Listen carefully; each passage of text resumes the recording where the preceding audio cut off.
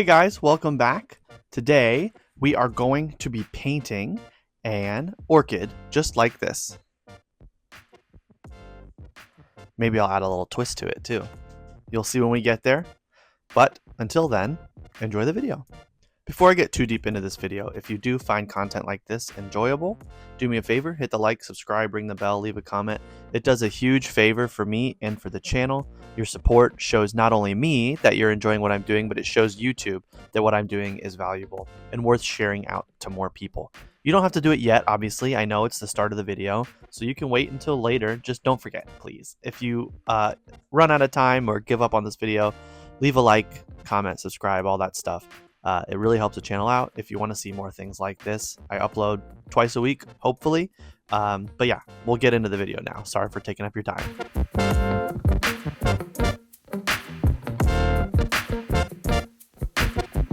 Okay, now we can start the video now that all of that has happened, all my intro and begging.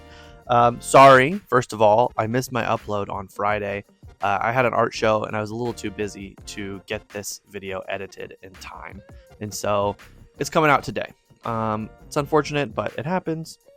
I can't expect to always be able to upload every Tuesday and every Friday, but I will try my best for you to do so. Let's go ahead and get into this video. So we'll start filming now, and you can see I've already drawn on my orchid here. I basically just used the dot grid system that I typically do. If you're not familiar with that, I essentially take a reference photo that I have taken. This one was this reference photo right here, one that I took while we were out at the Naples Botanical Garden. And I put a grid over top of this in Canva. You can use whatever software you like, or you can print it out and do it that way. And I match the grid to the size of my paper. So my paper is 8x10. So I crop down the image to 8x10 scale, and I put a line every inch. And so I then went to my paper, and instead of drawing lines across the whole thing, I put a dot at every intersection, and I use that kind of like a grid.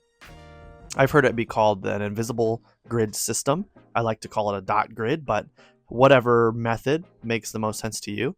That's just what I did to get the drawing in. And you can see as I'm starting here that I'm going to go ahead and begin with painting this time as opposed to pen work.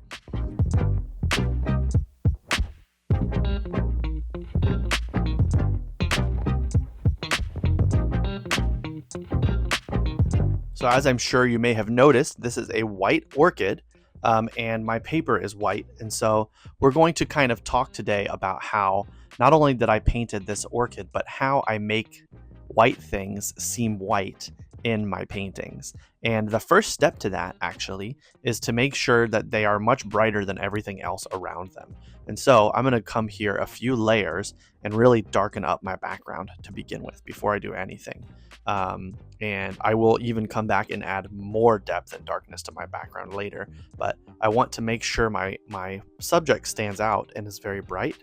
So in order to do that, everything else needs to get a little bit darker.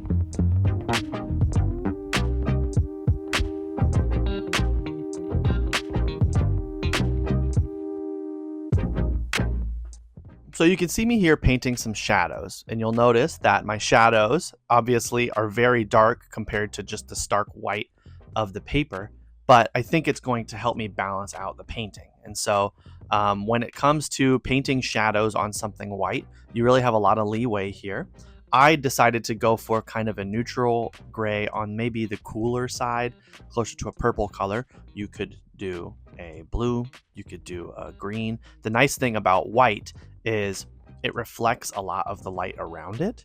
And so what that means is if your white thing is in the bushes, like for example these flowers would typically be, or if you're surrounded by a lot of things that are red, your shadows can be a little closer to those colors. So it's hard to tell in my actual painting here, but when I was mixing up my colors, I went with a blue and a purple, and then I added some green to that to dull it down and to give a little hint of that green so that everything is a little more cohesive.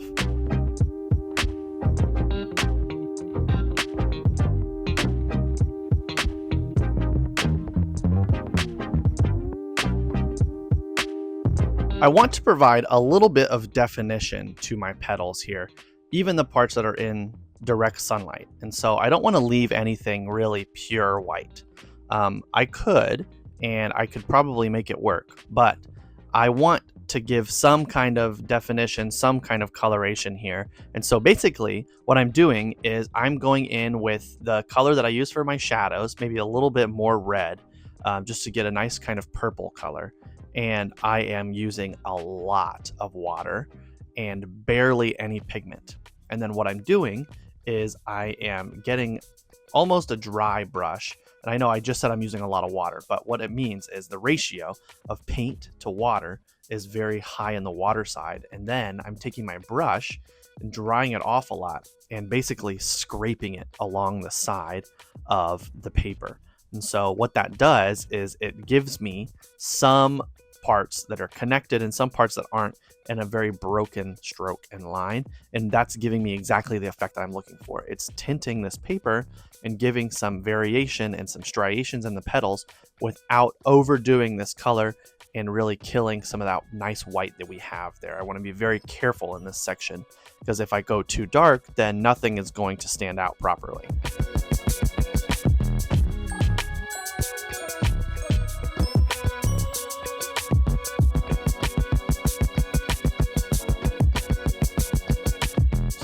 Orchid is not entirely white. The center of it is yellow and it's got some red spotting and striping on it. And so I decided to go ahead and work on that now. This whole section is in shadow. And so I could paint it just straight yellow and then add some shadow colors over top of it, which I do in some parts, but I could also just mix a nice kind of duller, darker yellow for my area. And I think that's basically what I did. This process, I just kind of went to mix a color that looked pretty close to what was in the painting. Sometimes that's what you got to do. You can look at your reference photo and mix the closest color you can get. Not everything is a trick or a tip. Sometimes you just got to be able to mix colors that look good.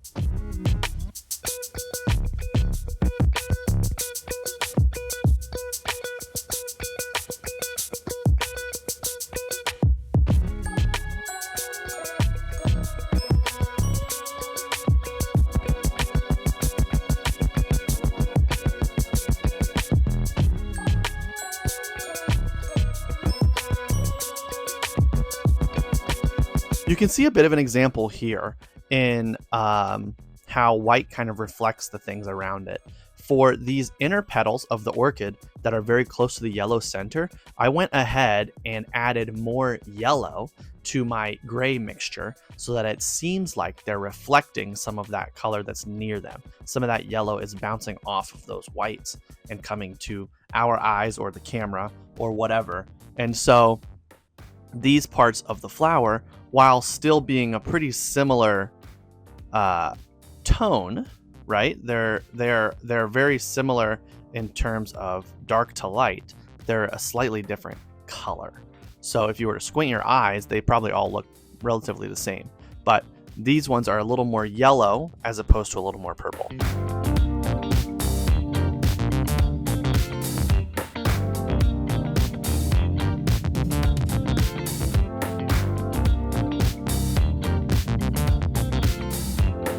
I mentioned this earlier, everything was looking a little light to me still, so I went ahead and I really darkened up the background. I think this is overall what kind of got me to a good final point here. I'm not done yet, but darkening this background is what really got this from a okay to a, oh yeah, that's cool.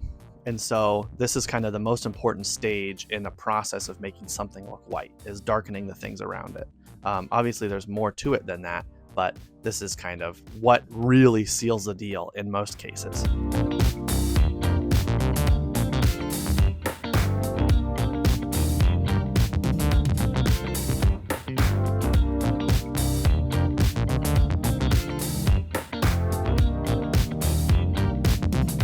So now that this painting kind of stands on its own legs without pen work, I decided that I think maybe I should add some just to get it to that next level. I think I wanted to start without pens here because I wanted to make sure it was a good painting initially so that it would just improve with the pen lining. So that's what I'm doing here now. I'm going ahead and I'm lining all the things that I think need it. I will also come in with a white pen in a little bit and add some more interesting lines and marks. And so you'll kind of see that during this process. You guys, if you've watched my videos before, you know what's up with my pen lining. I use zebra brush pens. And so what that means, I have a very flexible tip. So the lighter pressure I use, the thinner the line is. And if I press down stronger, more firmly, the line gets a little thicker. So any parts that I think need to stand out more, I'll press down harder so I have a thicker line. And then some of my more delicate areas, I will be sure to use very little pressure so my line is super, super thin.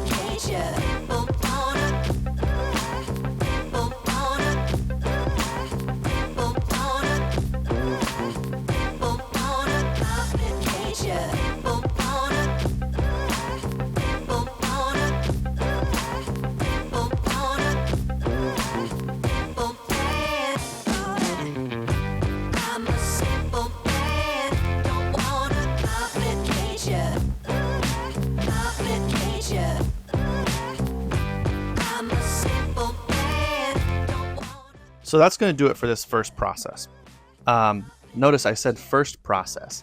When I finished this painting initially and framed it up, I thought it was pretty good. But one of the things I was a little upset about was that in real life, the flower that I was painting, the orchid, was a little iridescent and kind of sparkly almost. And maybe you have seen this before. I think I've done one video where I used these. I have sparkly iridescent watercolors. So let's jump to that clip. Okay, so one of the things that the original flower has that doesn't translate well is that it's very iridescent. So I've got some of this iridescent paint here, and I'm gonna use maybe this, maybe a little bit of this, to get some glitterification going on. So let's see how that goes.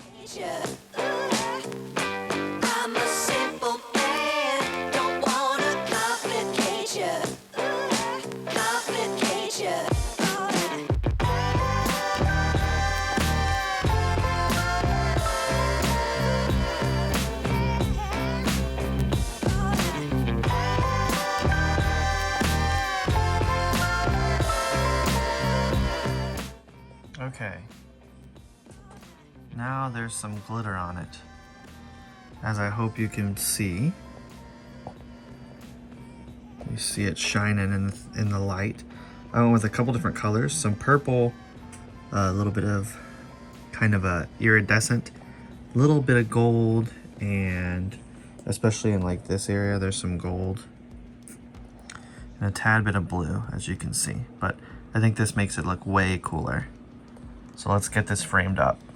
All right, so you've seen that process. You've seen the secondary painting process. So let's pull up this painting and check it out. I do have a frame for this, but it's not in the frame right now because I don't want the glare to be too bad on the glass in the frame. But here is my painting. Not very glittery, but if I get it up here and I move it around in the light, we should hopefully see some glitter. I gotta figure out where to do this that it gets good glitter. Hang on. Let me adjust my camera a little bit so we can see the glitter better. Okay, this I think is a little better. So you can see some of that glitter shining when I turn it this way, bouncing off of the lights around me. You can really see it down here a lot. Some purple. There's a lot in these petals up here. But guys, it really doesn't do it justice over the camera. There's a lot more glitter in this than there is in the video in real life. When you look at it in person, it looks crazy. If you would like to look at it in person, this weekend, actually, if you are local, I will be at the Lee Civic Center. There is a bit of a boat show going on, and it's a very pet-friendly event. And if you know me, you know that I do a lot of pet portraits.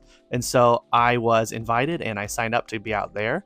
So that is this weekend, which is April 10th, 11th, and 12th. That's Friday, Saturday, and Sunday. I will be out at the Lee Civic Center all weekend doing pet portraits and sharing some of my paintings and hopefully connecting with a bunch of people. And so if you are local and you'd like to come see me, do so. That'd be great. I'd love to hear from you. If you come out and you say that you saw this YouTube video, I will give you a free print, and that's going to be our little secret. Trust me, it'll be fine. So if you come out and you tell me that you've seen this video, I will give away a free print to everybody who does so. And yeah, I think that's going to do it. So thank you guys so much for watching. If you did enjoy, don't forget to hit the like, subscribe, ring the bell, share with your friends, leave a comment. You know, all the standard YouTube things. It makes a huge difference for the channel. It lets me know, it lets YouTube know that this is something that you like and that other people might like too. I think that's going to do it. Thank you guys once again. I really appreciate all the views, all the love, and I will see you in the next one.